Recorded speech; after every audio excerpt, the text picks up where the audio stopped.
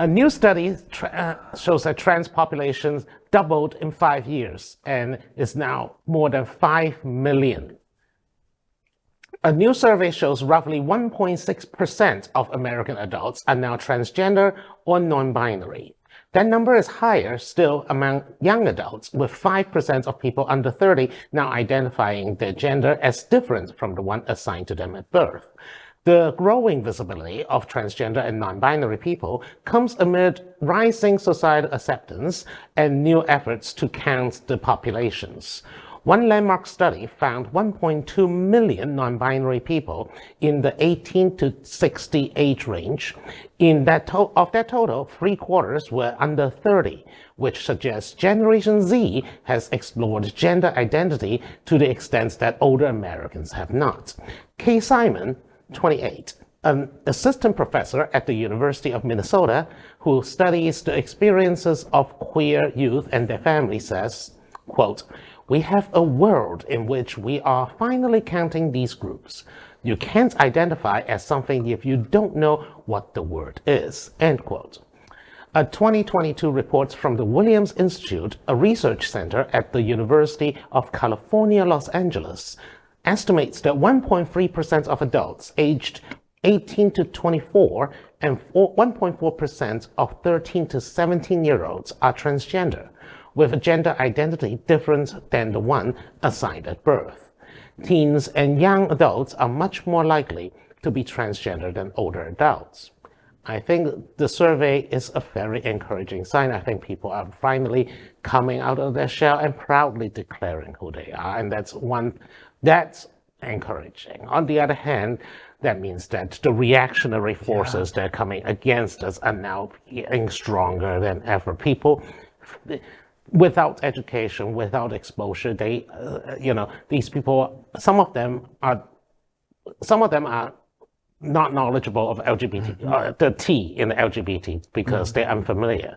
Some of them are marking them as targets for abuse and harassment and discrimination, because that's now an easier target than the LGBT community as a whole. Right. Well, the quote, rising social acceptance, end quote, aside, this story is just the kind of thing to make our buddy Tucker Carlson and his evil twin sister, Marjorie Taylor Greene, it's going to make their heads spin like dreidels. I mean, this is really going to tick them off. Well, I mean, and with good reason, okay? With good reason. When you think about the older generation, and that study is showing that, the younger generation is the one who is exploring sexuality. The older generation, this is not a conversation. They don't even know what we're talking about. And for those of us that are set somewhere in the middle, and I'm in that Generation X, that bridge generation from you guys, right? But what happened there is that we started to understand sexuality and started to explore that other level, that other layer, right? What's concerning for probably the elder generation, who are the ones who are sitting in legislative positions, okay, they're thinking that what we've done up to this point is what is opening that space for that expression. And so you see everything even in a governmental perspective, from a governmental perspective, where the belt is tightening, and they're like, wait a minute, we've been giving society too much freedom to express themselves. So this is going to be that transitional period, because we're stepping into the space of the unknown. And when you're in the unknown, there's unknown from every angle. And you say it nicer than I would say it, because you sit in an environment of saying the unknown. Let me put it in a different perspective. It's in the space of ignorance. And the issue of what we watch in gender identity, trans, non-binary association, baby boomers, which I'm in the category of, have the least acceptance of LGBT, although the number is still good, but the least in all of the major generational categories. And the younger you get, the higher it goes. It's the same issue with trans. And the problem with what we watch from the Tucker Carlson set or the Ron DeSantis set or the Texas Governor Abbott set is ignorance allows you to put your head in the sand and say, I'm going to pretend what's going on in society is not going on. I will legislate with my head in the sand and assume that I'm going to pass laws and make everyone participate in the way that I want them to participate. But when they do that, they're legislating in fear.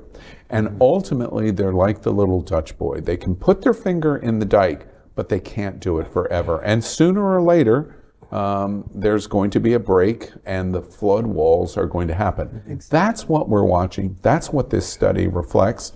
And it's intentional too. I don't even think it's ignorance. I think they know exactly what they're doing. They understand this probably more than a lot of people. And I think it's intended to harm. No, I think it's extremely willful. The ignorance is extremely willful. And also, I think I remember reading something about this, that, you know, as my generation, millennials, I mean, I'm oldest of the millennial, but I'm around there age, they are expecting that generation voters to become more and more conservative. And what they are noticing is that it's not happening.